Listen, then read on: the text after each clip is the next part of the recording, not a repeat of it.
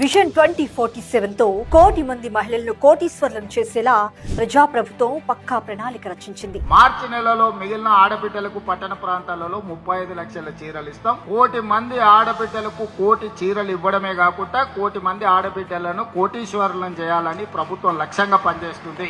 రాష్ట్రంలోని అన్ని private schools uniform కుట్టుపనులను డ్వాక్రా సంఘాలకి అప్పగించేలా గౌరవ మంత్రి సీతక్క గారి అధినాయకత్వంలో ప్లాన్ రూపొందించారు. ప్రస్తుతం రాష్ట్రంలో 52.7% ఉన్న మహిళా శ్రామిక శక్తిని 2047 నాటికి 95% పెంచేలా పక్కా బ్లూ ప్రింట్ రెడీ చేస్తున్నారు. మహిళలకు universal child care, universal financial inclusion అందేలా ప్లాన్ చేశారు. మహిళలు పారిశ్రామికవేత్తలుగా ఎదిగేలా టీ హబ్, వి హబ్ సహకారంతో మహిళా స్టార్టప్లను విదేశీ మార్కెట్లకు అనుసంధానం చేస్తున్నారు. Textile, tourism, solar, agro food రంగాల్లో మహిళలకు ప్రత్యేక క్లస్టర్స్ ఏర్పాటు చేయడంతో పాటు దివ్యాంగుల కోసం చర్యలు చేపట్టనున్నారు. ఉద్యోగాలకు వెళ్లే మహిళల పిల్లల కోసం నాణ్యమైన క్రచ్లు, సురక్షితమైన రవాణా, పని ప్రదేశాల్లో సేఫ్టీ గ్రిడ్ వ్యవస్థను ఏర్పాటు చేయనున్నారు.